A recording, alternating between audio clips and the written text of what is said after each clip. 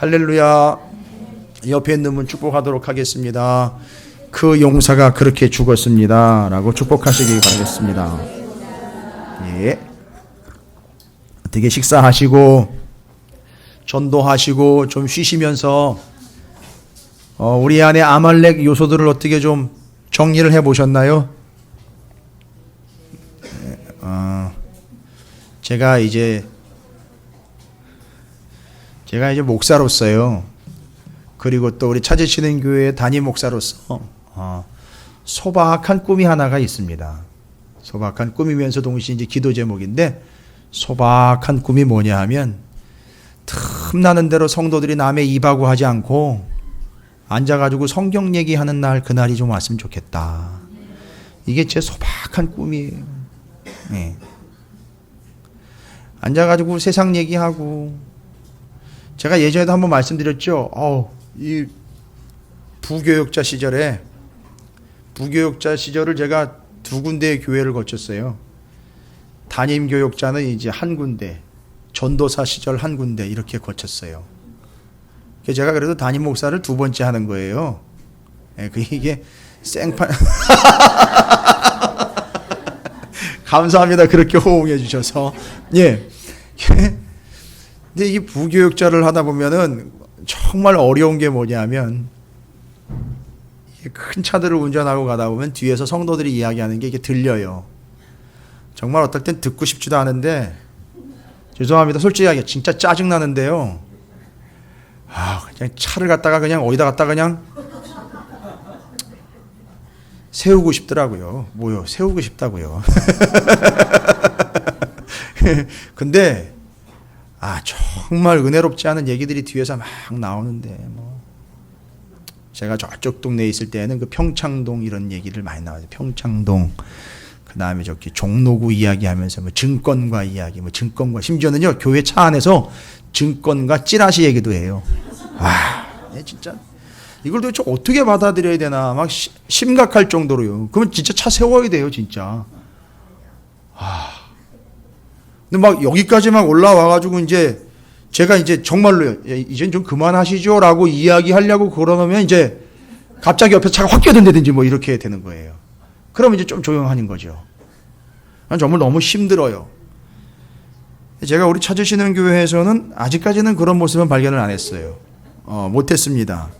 근데 정말 소박하게 정말 소망하는 것은, 정말 틈나면 할 게 없는 게 아니라 우리가 틈나면 하나님 말씀 가지고선 좀 깊이 있게 나누면, 여러분 이 말씀은요 듣는 걸로 끝나는 게 아니라 새겨야 되는 거거든요. 그럼 여러분 식사하실 때 말씀 나누시고요, 시간 날 때마다 말씀을 나누시고. 예. 제가 지금 원어를 몇 마디 이렇게 던져드리는 이유는, 그 원어를 다시 한번 이렇게 나눠보시는 좀 깊은 뜻이 있고 소재가 되더라고 이렇게 여러분에게 드리는 거예요. 제가 잘난 척 하려고 나누는 게 아니에요. 저도 공부 엄청 합니다, 앉아가지고. 아까워요. 그래서 제가 이제 소망 가운데 또 하나의 소망은, 제가 좀 일찍 은퇴를 해서 좀 후배들 좀 양성하고 키우는데 좀 제가 헌신했으면 좋겠다, 이런 생각을 해요. 늙을 때까지 가만히 있다가 그냥 힘 없어가지고서 말도 제대로 못할 때 그냥 가는 게 아니라, 조금 힘이 있을 때 그나마 후배들한테 이게 하나님 주신 말씀을 그냥 다 좀 쏟아주고, 그리고 그들한테 좀 퍼주고 나눠주고 양성하고, 그리고 좀 갔으면 좋겠다, 이런 소망이 있어요. 제일 첫 번째 이제 학생들이 여러분이 되시는 거죠. 그래서 여러분께서 그거를 그렇게 받으셔서 말씀을 좀 깊이 있게 나누시면 여러분께 유익이죠. 누구한테 유익이 있습니까? 자, 그래서 이제 오전에 제가 잠깐 말씀드린 그 아말렉에 대한 이야기가, 우리 안에 아말렉의 요소가 분명히 있다는 거죠. 아까 우리 권사님이 거기서 앉으시면서 이제 맞네요. 진짜 아말렉이 성경에 보니까 다 소멸되지 않았네요. 지금 다 진멸됐다라는 언급이 없어요. 그 이야기는 구약의 아말렉이 신약으로 이어졌다는 얘기인 거예요. 그리고 우리 안에 아말렉이 지금 도사리고 있다는 얘기고, 교회마다, 지역마다, 동네마다 그 아말렉이 아주 호시탐탐 노리고 있는 거예요. 그래서 그 아말렉 요소가 무엇인가를 우리가 정확하게 좀 판단하고 간파해야 되지 않겠느냐라는 걸 말씀드려서, 그 아말렉의 심각성, 그 문제를 제가 말씀드린 거예요. 그리고 쫓아내지 않은 거에 대한 여호수아서의 말씀과 사사기서의 말씀들을 통해서 정말로 쫓아내지 않다 보니까 자꾸 우리가 삶이 위축돼요. 그러니까 신앙생활을 하면서도 참 매갈이 없는 신앙생활을 하더라는 거지요. 자꾸 위축되고 축소되고, 그죠? 그러니까 자꾸 힘이 없는 신앙생활을 하게 되는 거예요. 뭐 내가 이 주제에 내가 여러분 그거 절대 은혜스럽고 겸손한 표현이 아니에요. 그건 위축되어 있는 거예요. 뭔가 지금 쫓아내지 못한 것 때문에 이렇게 낑겨 있는 채로 신앙생활을 하는 거예요. 낑겨 있는 채로. 그러면 여러분 엘리베이터 경험해 보셨죠? 우리 교회 엘리베이터는 그냥 승강기고요. 조금 큰 데 보면 사람들이 빠글빠글하게 차면은 어떻게 저 구석쟁이에 끼어 있는 사람은요. 자기가 버튼도 못 누르죠? 그러니까 뭐라고 얘기를 해요? 뒤에서 찌그러져 가지고 5층 좀 눌러주세요 이러잖아요. 그죠? 아니 신앙생활도 이렇게 안 되니까요. 어떻게 된다고요? 쫓아내지. 그렇다고 또 엘리베이터 사람들 다 쫓아내라는 얘기가 아니라 그걸 말씀드리는 거예요. 그러니까 위축되고 끼어 있다 보면 그렇게 된단 말이에요. 자기가 누르지도 못하고 누군가 눌러줘야 갈 수 있는 그런 처지가 된다는 거죠. 그게 왜 그런 일이 생겼느냐 하면 쫓아내지 못한 결과 위축되고 쪼그라드는 그런 신앙생활을 하고 있다는 거예요. 그러면 그게 뭐냐 이거예요. 도대체 쫓아내야 되는데 아말렉이라는 요소를 파악이라도 해야 되는데 그게 뭐냐 도대체 우리의 삶에. 여러분 근데 의외로 심각해요. 그 아말렉적인 요소들이요. 우리 안에서. 그렇죠? 아니 별의별 게 다 있다니까요. 그 아말렉이. 여러분께서 그걸 좀 정리를 하셔야 된다는 얘기예요. 그냥 또 대충 넘어가면 그것도 또 아말렉인 거예요. 또 말씀을 들었는데 그때 그냥 은혜 받았다라고 그냥 그 대충 또 넘어가는 그것도 아말렉인 거예요. 어떻게 보면. 야 주일날 말씀 들었으면 끝났지. 그걸 가지고 뭘 또 깊이 곰씹고 묵상을 해. 말씀이 껌이냐? 그럼 뭘 다시 씹어. 그러니까 그것도 아말렉인 거예요. 예. 여러분 말씀은 씹어도 빠지지 않는 단맛이 있다는 거 여러분 기억하시기 바랍니다. 예. 자 그래서 그 아말렉의 요소들을 여러분께서 정확하게 파악하셔야 돼요. 아마 여러분에게 그 얘기하면 그거는 아닌데 그렇게까지요 목사님? 아니요. 그런데 있어요. 그 정도로 심각한 아말렉이 있다고요. 제일 먼저는 여러분이 그렇게 소중하게 여기는 거 있죠? 정말 소중하게 여기시는 거예요. 예? 진짜 소중하게 여기시는 그게 제1호 아말렉이 될 수 있어요. 그러지 말하지 마세요. 누가 부인이 제일 소망이에요. 아니 그러니까 이거는 다분히 뭔가 있어요. 이건 뭔가 전략이 있는 거예요. 왜냐하면 부인을 아말렉화 시키려고 하시는 그런 전략인 거예요.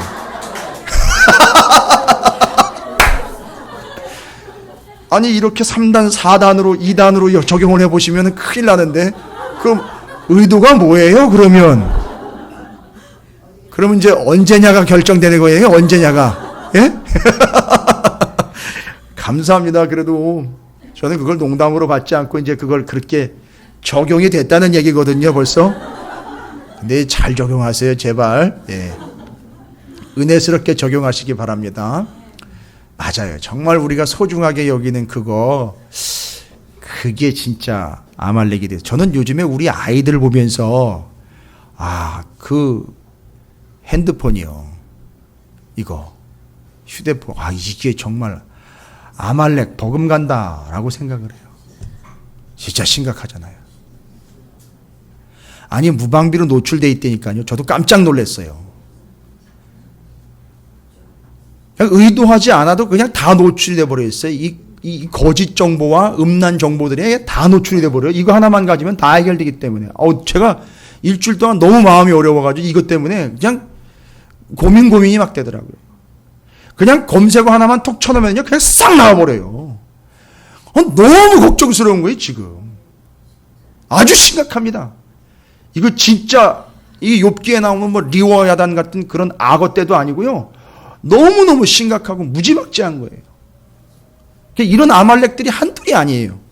그러니까 우리 주변에도 그런 아말렉들이 도사리고 있다는 겁니다. 그래서 제가 말씀드리는 거, 그걸 좀 면밀하게 그 아말렉이 내 안에 있는, 내 주변에 있는 아말렉적 요소를 빨리 파악하셔서 그건 어떻게 해야 되느냐면 그냥 진멸을 해야 돼요.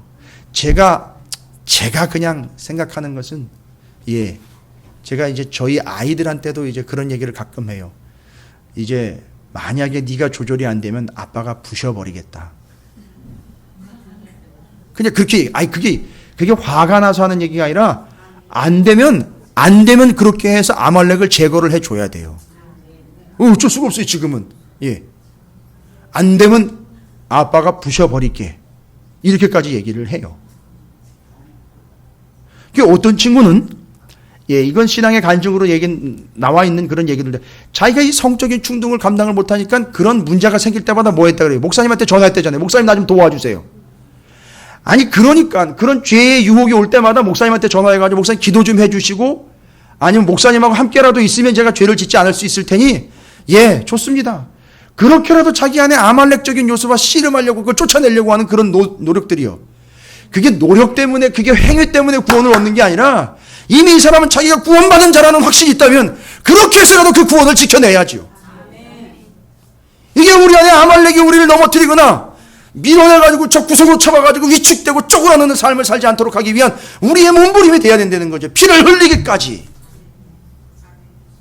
자, 이제 이것이 우리의 삶에서 하나님 우리에게 가르쳐 주시고 일러 주시는 거예요. 그러나 네가 혼자 알아서 함이 아니라 내가 능력이 되어 줄게 이랬잖아요. 내가 능력이 되고 내가 너와 함께 하마. 여러분, 답은 하나님과 함께 하는 게 답이에요. 주님과 함께 하시는 게 답입니다. 지금 이 시간에는 아말렉적 요소가 그래도 그나마 틈탈 수 없는 시간이에요. 왜죠? 말씀을 붙잡고 함께 하고 있기 때문에 아말렉적인 요소가 틈탈 수 없는데, 여기를 벗어나면 또 틈탄단 말이죠. 그러니까 여러분, 여기에 비추어서 계속 조명을 해내야 돼요. 그래서 손에서 말씀을 놓으면 안 되고요. 우리의 입은 계속 기도하고 있어야 된다는 거죠. 우리의 마음은 지속적으로 하나님을 바라보고 있어야 되는 거죠. 이게 그 아말렉적 요소를 점검하고 막아내고 제거할 수 있는 유일한 방법이에요. 다른 방법이 없습니다. 그리고 이제 뒤로 넘어오면 오늘 사무엘 하 1장 17절부터 27절까지, 여러분, 이게 곧 노래였는데 어디에 원래는 먼저 기록되어 있는 정황상을 보면 이 노래가 야살의 책이라는, 요건 제가 설교 노트예요. 설교 노트인데 제가 직접 손으로 써요. 타이핑을 할 때도 있지만 이거 제가 직접 씁니다. 왜냐하면 쓰면서 저는 새겨놓기 때문에. 나중에 필요하시면 구경시켜 드릴게요. 그래서 이걸 카피를 못해요. 남의 거 카피하면 드래그 해가지고 컴퓨터에다가 예화나 이런 거요. 하려면 드래그 해가지고 붙이면 쉽잖아요. 남의 거 베끼려면요 밤새야 돼요. 저는 이거 써야 되니까. 뭐 구경하실 분들은 나중에 구경하세요. 근데 가끔 저 일찍 오시는 분들은 저 교회 하얀색 칠판 제가 사무실에 갖다 거기다 막 판서해 놓은 거 있어요. 거기 그런 식으로 제가 말씀을 준비를 하는데, 요거는 이제 말씀을 준비하는 말씀 노트예요. 근데 성경이 있지요. 그러니까 지금 여기 다윗이 요나단과 사울이 죽은 걸 보고 너무너무 슬픈 마음에 안타까운 마음으로 적어놓은, 소위 말하면 이게 슬픈 노래잖아요. 조가. 근데 이게 원래는 어디에 적혀 있었느냐 하면 야살의 책이라는, 그렇죠, 이 설교 노트처럼 다른 책에 적혀 있었던 거예요. 근데 그 다른 책에 적혀 있었던 그 조가 내용을 어디로 가져온 거죠? 성경으로 가지고 온 거예요. 그러면 여러분, 성경으로 가져올 때는 아까도 제가 말씀드렸죠. 그냥 슬픈 노래이기 때문에 다윗이 요나단이나 사울을 애통해하거나 그 죽음을 슬퍼하려고 하는 노래를 그 목적으로 가져온 거라면 뭐가 문제냐면, 옛날에 아브라함이 죽었을 때는요, 슬픈 노래 안 불렀을까요? 이스라엘 백성들이? 아니, 여호수아 죽었을 때는요, 모세가 죽었을 때는요, 그지요? 그럼 그런 거 다 들어와야죠. 여기 들어와야죠. 다 적어놨어야죠. 그지요? 근데 왜 하필 사울과 요나단 죽은 그 슬퍼하는 노래를 다른 책에 있었던 걸 굳이 왜 여기다 갖다가 적어놨을까? 목적은 뭐예요?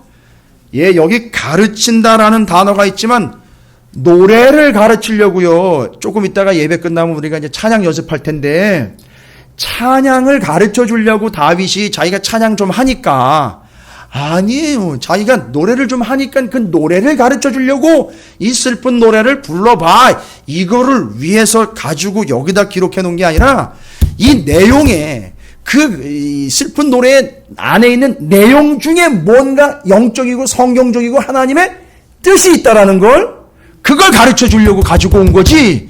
이 노래를 불러서 너희들이 슬픈 마음을 위로받아라 이게 아니에요.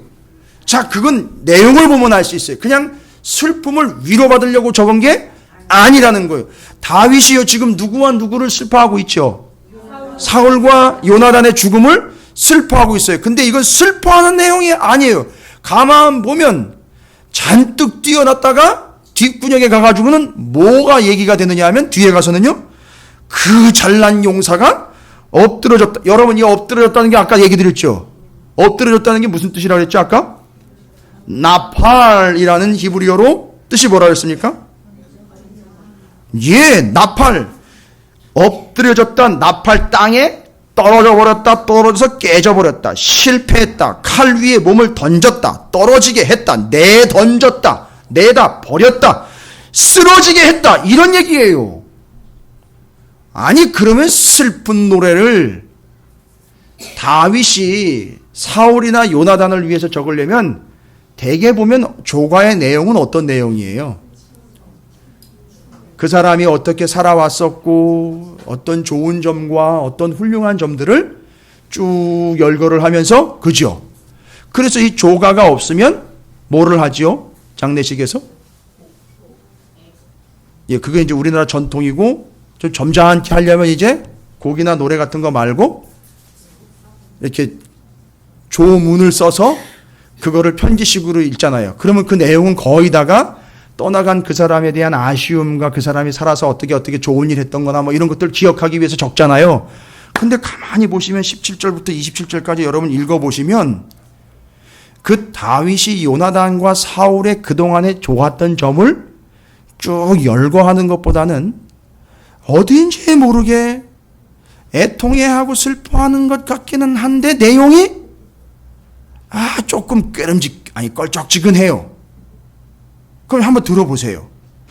들어보시면 그것을 유다 족속에 가르쳐라. 노래 가르치라는 게 아닙니다. 그 안에 있는 깊은 뜻을 가르치려는 거예요. 그럼 뭘 가르치려고 한가? 이게 곧 활노래라. 활노래는 또 뭘까요? 활노래는 활. 이 활이라는 우리나라 활이라는 것이 가지고 있는 뜻이 두 개가 있어요. 활. 무기지요. 그래서 뭐예요? 화살, 활. 그거지요. 근데 그거를 또 하면 그게 뭔 상관이 있나? 또 이게 그 왜 활노래인가? 그러면 다윗, 요나단, 사울 이 사람들이 그 전쟁터에서 싸웠던 용사들이기 때문에 그걸 활, 그래서 활과 화살을 이야기해서 그거의 노래라고 한 건가?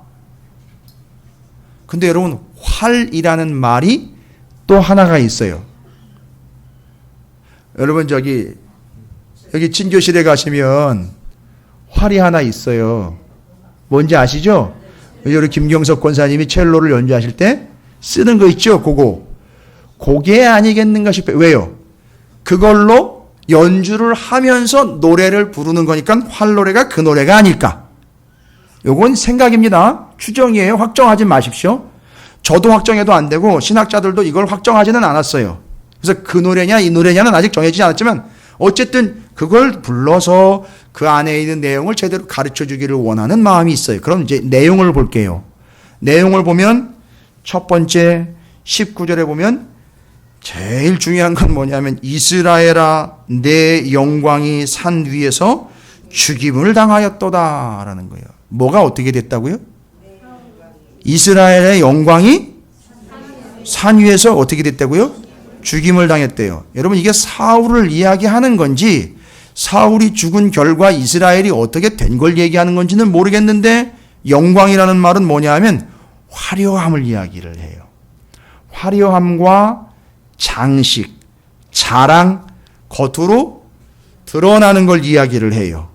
근데 이 노래 안에 지금 그런 자랑거리와 화려함과 겉으로 드러나는 아주 화사한 그 모습들이 어떻게 됐대요? 죽임을 당했대요. 그럼 죽임을 당했다는 건 뭘 이야기하는 겁니까? 원래 뜻에 의하면 더럽혀졌다 이런 얘기예요. 그리고 불경스러워졌다 이렇게 얘기하는 거예요. 그러면 이건 누구의 죽음을 갖다가 이야기하는 건지 뻔하잖아요. 사울이 그것도요. 신분이 뭐지요? 왕이 죽은 걸 갖다가 이렇게 표현한 거예요. 그의 화려함과 자랑거리와 드러나는 그 영광이 어떻게 됐다? 더럽혀졌다. 여러분 그 사울이 한 거예요? 예? 사울이 그렇게 의도한 겁니까? 아니죠. 누군가 그렇게 했다는 거예요, 여러분. 이렇게 할 수 있는 존재는 누군 또 블레셋이라 그래? 아니요. 블레셋이 아니에요. 블레셋은 나무작대기에 불과해요. 부직갱이에 불과하다고요. 그러니까 이건 블레셋을 통해서 사울과 그 이스라엘이 겉으로 이제 왕정이 시작되면서 스스로 왕임내하면서 화려하고 자랑하고 드러나려고 했던 것들을 어떻게 하셨다는 거죠?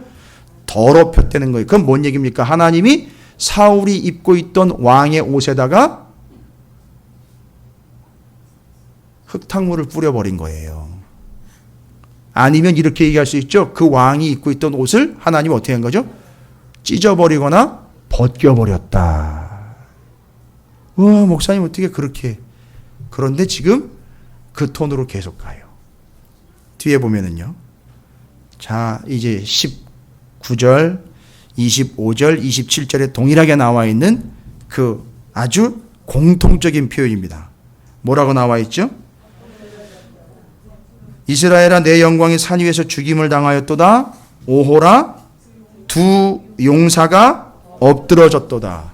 두 용사가 엎드러졌다. 여러분 여기 용사라는 말 기억나세요? 용사라는 말. 제가 아까도 말씀드렸죠. 작년 10월 11월에 난리도 아니었지 않습니까, 여러분? 그 사사기 때문에. 그죠? 그 사사기 6장과 사사기 1장에 보면 사사기 6장엔 누구 얘기가 나오느냐면 사사기 6장에 사사 기드온 얘기가 나와요. 그러면서 사사기 6장의 기드온이 미디안 사람들이 추수 때만 되면 어떻게 해요? 다 털어가요. 죄다 싹 털어갑니다. 남는 게 없이 그냥 싹 다 가지고 가요. 그러니까 미디안의 지배를 받고 있는 때예요. 그런데 그때 바로 기드온이 기억나세요? 포도도 아니고 밀 한 움큼 다 걷어갈 때 몰래 숨겨놨던 걸 가지고선 주머니에다 넣어놨다가 주머니 조그만한 주머니 전대 같은 주머니에다가 넣어가지고선 어디로 들어가 있어요? 포도주 틀에 들어가 가지고선 뚜껑 닫고 쭈그리고 앉아가지고선 뭐 하고 있었어요? 그걸 손으로 비벼가지고 뭐 하려고요? 먹으려고 그걸 그러고 있는데 하나님이 그걸 뚝 쳐다보시면서 어이 큰 용사. 그러니까 이제 이게 기드온이 열받은 거예요. 뭘 큰 용사냐고. 아니 결국 하나님이 살아있고 하나님 우리를 도와주시면 지금 이 꼴이 이게 왜 얘기가 되냐고. 이게 지금 말이 되는 겁니까 이게. 그리고 이제 하나님이 명령을 내렸어요. 그 아버지 집에 있는 바알과 아세라신 가서 찍어버리라 그래. 기억나세요? 그게 이제 사사기 6장 설교를 제가 아까 다시 한번 들어보시라고 말씀드린 게 그거 거기 다 설명이 돼 있어요. 저는 이미 다 들었고 이미 말씀 준비한 거예요. 이거 몇 번씩 들었어요. 그거를 저도 다시. 근데 거기 기드온이 그 명령을 받고 그거보다 더 심각한 건 뭐예요? 기드온의 아버지면은요 그래도 유력한 인사인데 그 동네 이 동네 이스라엘의 인간들이 다 거의 그 집안 구석구석에다가 그쯤 되면 집구석인 거예요. 우상을 갖다가 세워놨는데 난리도 아닌 거예요. 거기가 바알과 아세라가 막 들어가 있는 거예요, 집안에. 그거 쳐내라 그랬죠? 그랬더니만 기드온이 10명 종을 데리고 언제 가요? 저녁에 몰래 가지고 부서뜨리고 가요. 누가 했는지도 몰라요, 사람들이. 이게 어떤 놈이 한 거냐면 난리가 나잖아요, 그 다음에. 여러분, 그게 용사예요? 그러니까 큰 용사요 라고 부른 거는 뭐라는 얘기예요? 너 용사 아니야. 알겠어? 이 이야기의 반어법인 거예요, 여러분. 바로 그때 용사여라고 할 때 사사기 6장에 나오는 그 용사 깃보르라는 단어입니다. 히브리어 깃보르 기억나세요? 깃볼 얘기하면서 제가 잘 기억하시라고 얘기 엄청 드렸어요. 큰 용사여, 용사. 그래가지고 이스라엘 백성들이 가나안 땅 들어가니까 거기 뭐가 있었어요? 철병거가 있었고, 철병거를 운영하는 아까 미디안, 에브라임과 므낫세도 얘기했잖아요. 불평이 뭐예요? 땅 좁습니다. 거기는 거인이 있습니다. 맞아요. 그래가지고 이 사람들이 그 자기네는 메뚜기 같고 거기는 거인 같으니까 뭘 시도했다 그랬죠? 품종 개량. 이야, 재밌네요. 이거 아주 복습하니까. 예? 속으로, 아유, 목사님이나 신나죠. 우린 지금 죽을 맛입니다. 기억도 하나도 안 나는데. 그래서 들으시니까 기억은 이제 나시죠. 제가 기억력을 떠올려 드리는 거니까 이해하십시오. 아, 바로 그거예요. 그러니까 바로 뭐예요? 이스라엘 사람들은 그 가나안 땅 들어가 가지고선 스스로는 메뚜기니까 뭐가 되려고요? 그렇지요. 큰 거인 곧 용사 되려고 무던히도 애를 썼다는 얘기입니다. 그러나 하나님은 용사처럼 세워놨던 기드온과 같은 그런 사사들조차도 진짜 그들이 유명한 용사가 아니라 하나님이 아니면 구원받을 수 없다라는 것을 세워준 사인에 불과하니 너희가 용사가 아니라 하나님이 용사라는 걸 깨닫는 것이다. 그게 사사시대의 사사들의 역할이었다는 거 기억나십니까? 그래서 그 사사 깃보르가 그 바로 용사, 용맹스러운 자, 바로 그 용사라는 말 깃보르가 여기 그대로 쓰인 거예요. 그러면 지금 여기 사무엘 하에서는 왕정이 시작되면서 왕정 바로 앞에는 무슨 시대였죠? 예, 맞아요. 사사시대. 사사시대까지 이 사람들이 계속 뭐 되려고 했던 거죠? 용사 되려고 했는데 그 용사됨이요. 아말렉이었다는 거예요. 그러니까 결국 그 용사 되려고 하는 게 사그러지질 않고 아직도 남아있는 거예요. 그죠? 그래서 하나님이 지금 사울과 요나단의 죽음을 통해서 왕과 왕의 제일 첫 번째 후계자잖아요. 아니 정통 후계자예요. 이 둘은 진짜 순수 혈통의 왕족이에요. 누가 봐도 이 두 사람은 왕이고요. 말하자면 용사예요. 스펙으로 보면요. 그렇죠? 그런데 그 둘이 어떻게 됐대요? 엎드려졌다. 자, 나팔이라고 아까 얘기 드렸죠? 이게 바로 자기들 스스로가 엎어진 게 아니라 땅에 떨어지고 실패했다. 떨어지게 했다. 내던졌다. 쓰러졌다. 뻥 걷어찼다. 이 얘기인 거예요. 그러니까 하나님이 사울과 요나단이라는 용사를 어떻게 하신 거죠? 떨어뜨리고 밀어내고 넘어지게 해서 사람 곧 너 아무리 사울과 요나단이라 할지라도 너희 용사 아니고 누가 용사다? 하나님이 용사다. 따라서 다윗이 이걸 깨달은 거예요. 잘 보세요. 다윗이 영악한 게 아니라 다윗이 자기 자신에 대해서는 용사라는 말을 한마디도 안 써요. 이해가 되십니까? 그러니까 이걸 깨달았다고요. 다윗은 광야에서 사울한테 쫓겨다니면서 그 용사한테 용맹스러운 자한테 쫓겨다니면서 나는 용사 아니다라는 걸 배운 거예요. 그러니까 자기는 심지어는 뭐가 아니다라고 얘기했죠. 나는 왕이 아니다. 그 얘기는 뭐예요? 나는 용사가 아니라 제대로 받은 거예요. 제대로. 그러니까 하나님 그를 걷어찰 이유가 없어요. 왜요? 용사 앞에서 감히 용사라고 뻐기는 순간 하나님 어떻게 하신다 그랬죠? 엎어지게 할 테니까요. 용사 빼내버릴 텐데 다윗은 절대 그렇지 않았다는 거예요. 그래서 다윗이 끝까지 갔고 그 사람이 하나님의 마음에 합한 자가 된 거예요.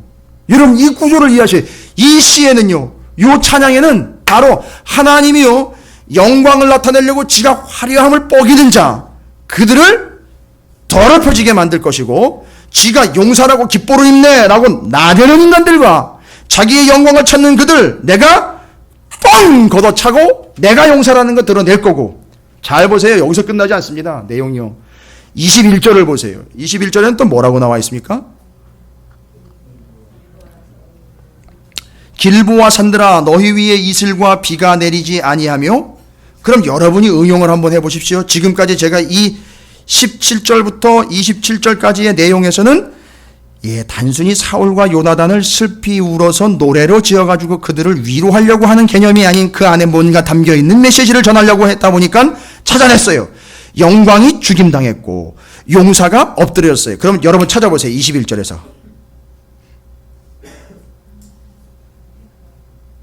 아니, 어렵지 않을 텐데요. 이제 그런 식으로 찾아내시면 돼요. 그렇죠. 맞습니다. 뭐가 나오죠? 용사는 우리가 찾았으니까 그의 뭐가요? 용사가 엎드러지고 영광이 죽임당하는 구조로 보시면 용사의 방패가 어떻게 됐어요? 버림받았어요. 그리고 뒤에 그걸 좀 부연 설명하는 내용이 있는데 방패가 받지 아니함 같이 됐어요. 그전에는 기름 부음을 받았는데 이놈의 방패가 기름 부음 받지 않은 것처럼 됐어요. 요즘에 영화가 재미있는 영화가 하나가 나와가지고 그 방패요. 그 저는 보지를 못했는데 그 뭐지요? 그 이름이 뭡니까? 그 제목이 캡틴 아메리카인가요? 죄송합니다. 뭐 일정 특정 영화를 제가 홍보하는 건 아니에요. 근데 거기 보면 그 남자 주인공이 멋있는 방패를 하나 들고 나와요. 근데 이 방패가 천하무적이에요. 이 방패가요. 그러니까 그 방패 하나 가지고 있으면 잘 보세요. 성경적이지 않은 개념이지만 성경의 반대를 정확하게 증명해 주는 거예요. 그 방패만 가지면 그 사람이 뭐가 되는 거죠? 용사인 거예요. 용사. 캡틴 아메리카요. 제가 반미를 얘기하는 게 아닙니다. 믿고 오는 것도 아니에요. 방패 가지니까 용사 되더라는 거예요. 이게 그 얘기인 거예요. 근데 하나님이 바로 그 방패를 어떻게 했대요? 기름 붓지 않은 것처럼 한 게 아니라 바로 그 앞에서 더 중요한 거예요. 버림받았다는 거예요. 방패를 그러면요. 또 영화 얘기해. 그 캡틴 아메리카가 방패를 잃어버렸어요. 어떻게 될까요? 끝. 용사 안 되는 거예요. 그죠? 그러니까 지금 여러분 용사의 방패라고 이야기는 방패는 히브리어로 마겐이라는 단어인데 방패는요. 위장막. 그런 뜻이 있어요. 가리는 거, 보호막, 겹겹 비늘. 와우. 그러면 여러분 뭐가 기억나세요?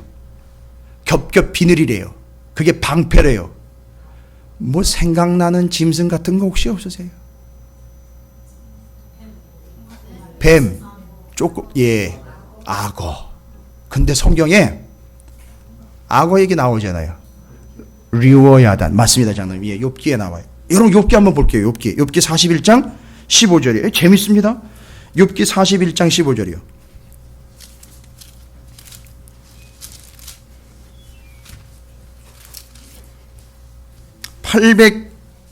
(803쪽입니다)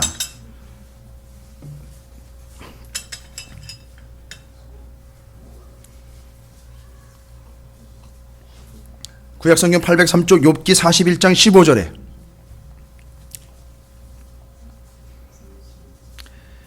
이건 뭔 얘기냐면은 리워야단이라고, 그러니까 악어 혹은 뭐 누구는 또 이걸 뭐 용이다라고 이야기를 한다고 하는데 용은 뭐 생각하기 좀 그렇고요.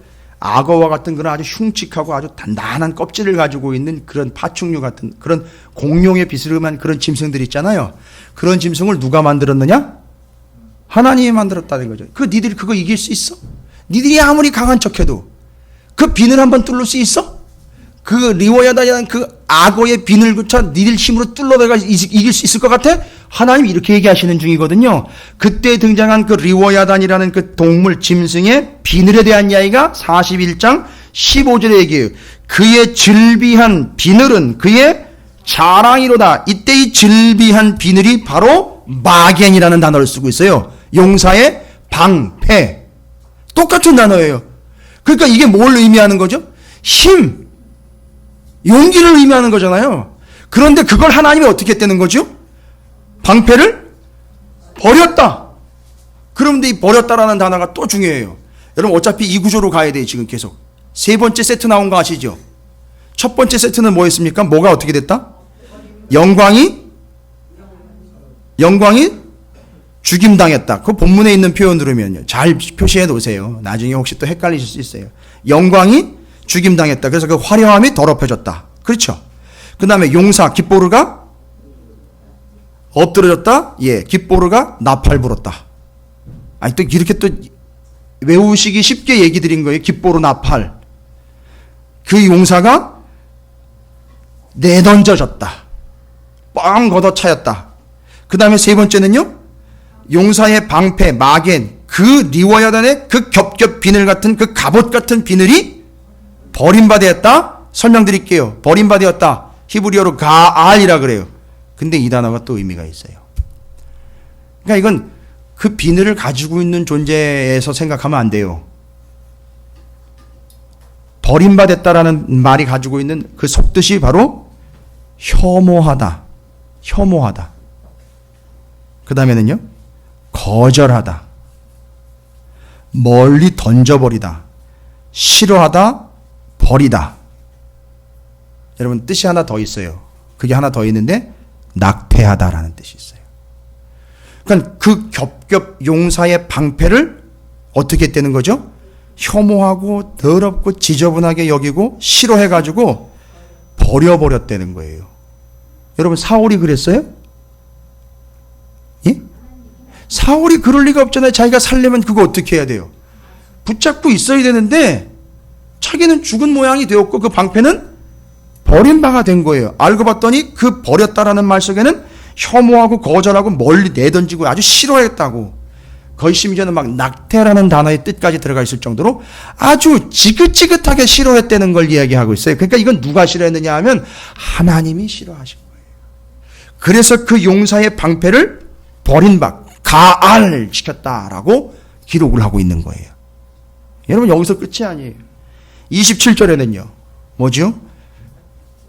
뒤에 나오면 용사 엎드려졌고 무기가 망했다. 이건 더 커요. 더 복잡하고요. 더 큰 의미예요.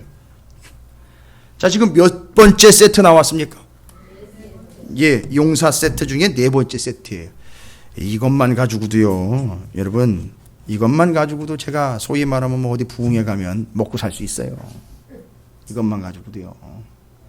근데 오늘 여러분에게 딱 1시간, 채 1시간도 안 되는 이 짧은 시간에 여러분이 이걸 전해드리는 이유는 여러분이 이걸 가지고선 그 아말렉의 요소와 비좁은 요소들을 좀 극복하시라고 말씀을 전해드리는 거예요. 네 번째 세트 나왔습니다. 무기가 어떻게 됐다? 망했다. 근데 여기 여러분, 무기가 뭔지 아세요? 이건 사울이 가지고 있었던 그런 무기들을 얘기하는 게, 실제로 사울은 무기를 많이 가지고 있지 않습니다. 창 가지고 있었고요. 물론 이제 요나단하고 사울에게만 칼이 있었어요.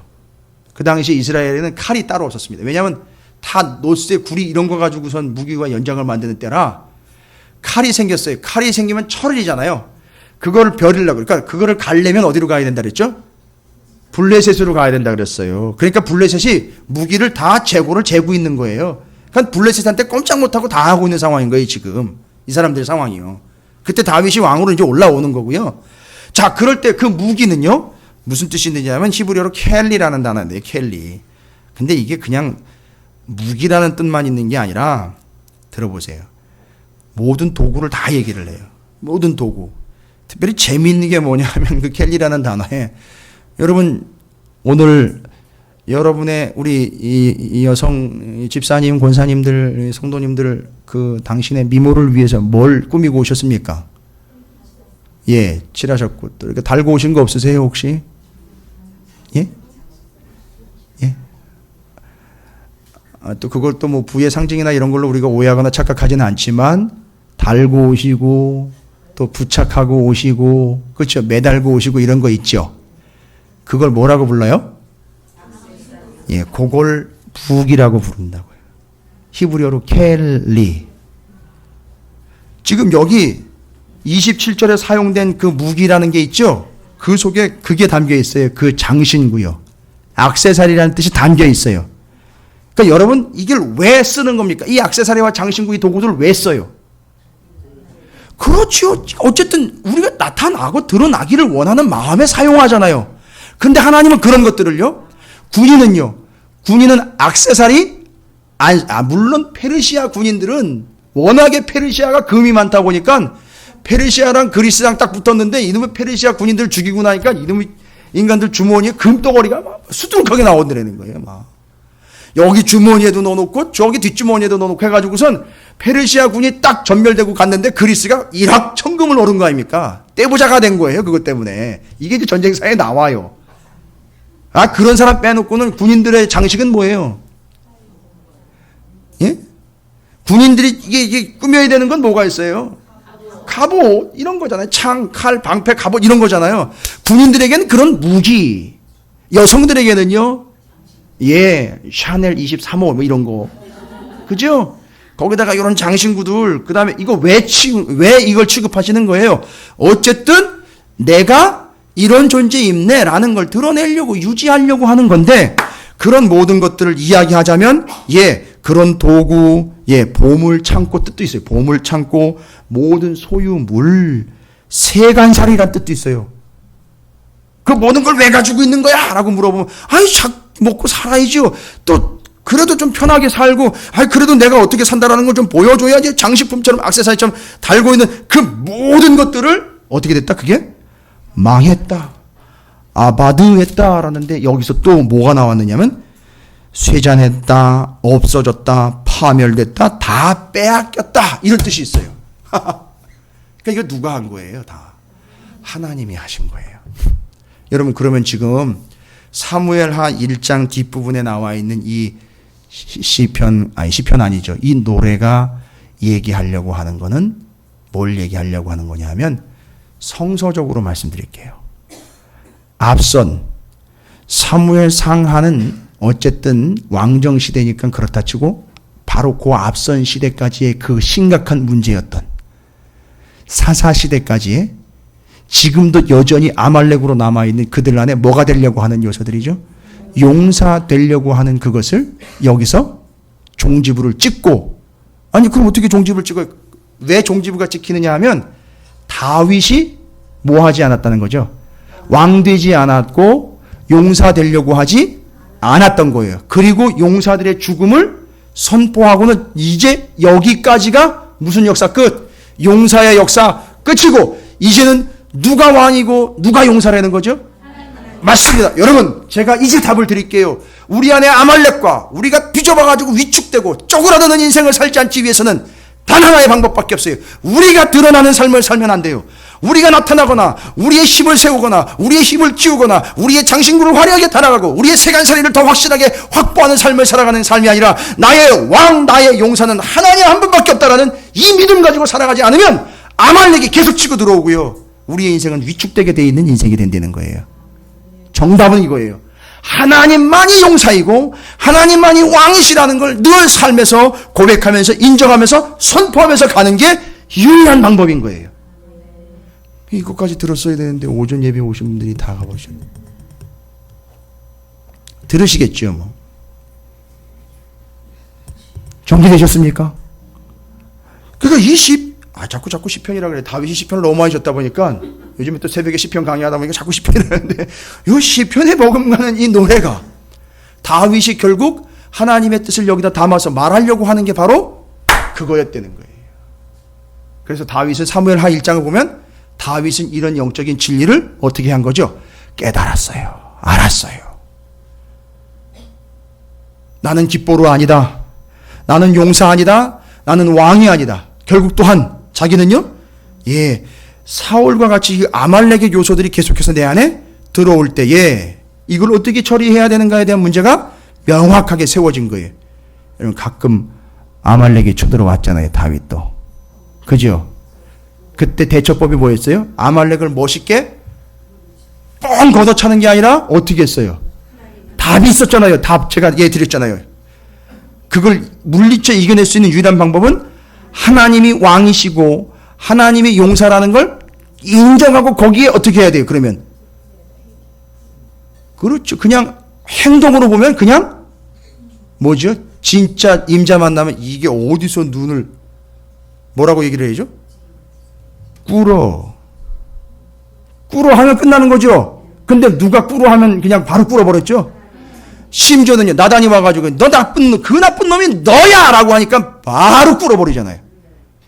요거예요. 그게 내가 용사 아니고요, 나 왕 아닙니다, 꿇었습니다, 예 맞습니다. 이 더러운 장신구 같은 이 왕의 권한을 이용을 해서 그 여인네를 범한 내가 나쁜 놈이고 죄인이다라고 탁 꿇어버린 거예요. 그게 하나님이 인정해 주신 거고 받아주신 거예요. 그 순간 바로 다윗이 무릎을 꿇는 그 순간 다윗이 겸손한 사람이 된 게 아니라 다윗 입장에서 보면 맞습니다만 더 중요한 건 하나님이 뭐가 된 거예요? 그렇지요. 하나님이 용사가 되시고 하나님이 왕이 되신 거예요. 그러니까 그게 받아들여진 거예요. 할렐루야. 하나님은 이런 식으로 우리를 다루셔요. 아말렉으로부터의 공격과 쫓아낼 것들을 쫓아내지 못하고 위축되는 삶을 살지 못하도록, 아니 그 삶에서 이제 벗어날 수 있도록 다윗이 얼마나 위축된 삶을 살았는지 여러분 기억나십니까? 광야에서요. 근데 절대 위축당하지 않았던 거예요. 그러고 보니까 절대 그 다윗은 사울에게 쫓겼지만 아말렉에겐 쫓기지 않았어요. 그리고 되려 잘 보세요. 다윗이 사무엘상 30장에 그 앞장서에 어떤 일이 있었죠? 시글락을 쳐들어왔던 아말렉을 다윗이 어떻게 해요? 오히려 자기가 가서 쳤어요. 이게 사울과의 차이라는 거예요. 왜 이렇게 됐는지 사무엘하 1장이 이야기해주고 있는 거예요. 이걸 다 깨달아요. 정리할게요, 여러분. 복잡할 리 없는데 사무엘하 1장은요 상당히 깊은 내용이에요. 이건 다윗이 정확하게 이 모든 컨셉을 다 이해를 하고 기록을 한 거예요. 그러니까 혹시나 우리 가운데에서는 이걸 이해하지 못하는 분들도 계실 수 있어요. 충분히 있습니다. 그러나 본뜻은 적어도 우리가 오해하거나 그걸 오도하면 안 돼요. 단순히 요나단과 사울이 죽은 걸 슬퍼가지고 이야기하는 내용으로 넘어가 버리면 앞으로 죽을 때마다, 왕들 죽을 때마다 이거 다 나와야 되는 거예요. 이 노래는. 그거 아니에요. 다윗이 정리 끝냈습니다. 4개의 세트로 얘기 끝냈죠. 영광이 죽임을 당했고, 용사가 엎드러졌고, 방패가 버림받았고, 무기가 망했어요. 이걸 이야기한 거예요. 그러니까 아말렉이나 쫓아내야 될 것들에 대한 뒤처짐과 그 죽음을 받지 않는 삶을 살아가기 위해서 정답은 딱 하나입니다. 하나님이 용사 되시고 하나님이 왕이 되시는 삶.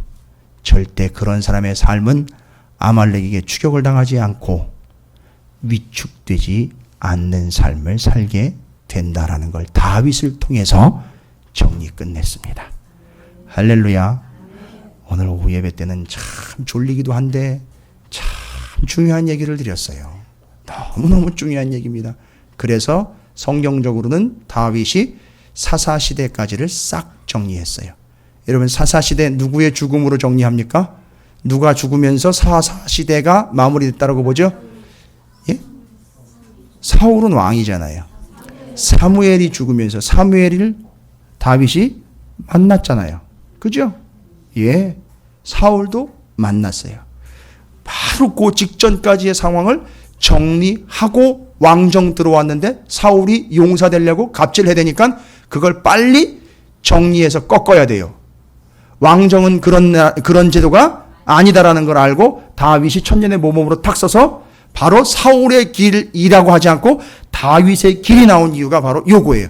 그래서 다윗이 이 나라는 하나님이 왕이시고 하나님이 용사이시니 우리는 그의 백성 종일 뿐입니다라는 걸 시작하고 가는 거예요. 그걸 아예 못을 받고 가는 거란 말이죠. 이건 왕정시대 전체를 이해하지 못하고 그 뒤를 모르면 뜬구름 얘기죠. 결론은 이걸 전체적으로 보면 이게 보이는 거예요. 이게 다윗이에요, 여러분. 하나님을 용사로, 하나님을 왕으로 모시는 그런 삶. 여러분, 오늘 말씀을 통해서 우리는 아말렉에게 쫓기지 않고 삶이 위축돼가지고 쭈그러드는 그런 삶을 살지 않는 비결을 사무엘하 1장을 통해서 획득했습니다. 여러분이 배우셨어요. 다른 방법 없습니다. 하나님이 용사가 돼야 되고 하나님이 왕이 돼야 돼요. 그걸 위해서 하나님 우리에게 어떻게 하신다고요? 우리가 각자 나대려고 하고 잘난 척하려고 할 때 하나님은 그 영광을 더럽히십니다. 용사 되려고 할 때 우리를 그냥 뻥 걷어 차세요. 그 방패의 그 어마어마한 능력, 그 비늘 같은, 그 갑옷 같은 그것을 어떻게 하신다고요? 하나님이 실어서 던져버리십니다. 그 무기는요, 우리가 각종 꾸미려고 하고 우리를 드러내려고 하는 그 겉으로 화려하게 보이는 그 모든 것들에 대해서 하나님은 망하게 만듭니다. 어떻게 해요? 진멸하시고 없애버리고 낙담하게 만들고 다 빼앗아 가버린다는 사실. 이게 하나님의 용사 되심의 하나님의 방법이에요. 여러분께서 그 사실을 믿으시고 하나님이 용사, 하나님이 왕 되신다라는 사실 절대 잊지 마세요. 여러분이 왕되고 여러분이 용사되는 순간 여러분 아말렉이고 여러분의 삶의 자리는 그렇게 쭈그러들고 비좁아지는 거예요. 위축되는 겁니다. 자, 하나님 앞에 오늘 말씀을 통해서 결단하며 나갔으면 좋겠습니다. 두 가지만 기억하십시오. 하나님이 우리의 왕이시고 우리의 용사 되신다라는 사실 잊지 마십시오. 그래서 하나님은 우리에게서의 우리 안에 용사됨을 그 영광과 용사와 방패와 무기를 어떻게 하시듯이요? 뺏어가고 더럽히시고 무너뜨리고 던져버리시는 것처럼 우리에게서 그런 것들이 있으면 우리를 그렇게 다루실 거예요. 그러니까 우리는 먼저 하나님이 왕이시고 용사이신 것을 고백하면서 하나님만을 높이며 하나님만을 순종하며 하나님만을 따르는 그런 삶이 될 때에 아말렉의 추격을 물리칠 수 있고 우리의 위축된 삶을 벗어날 수 있다는 사실 잊지 마시고 주의 이름을 크게 한번 부르시고 그와 같이 다윗이 터득한 그 삶을 우리의 삶에서 이루어가기를 원합니다. 결단과 간구의 기도를 드리도록 하겠습니다.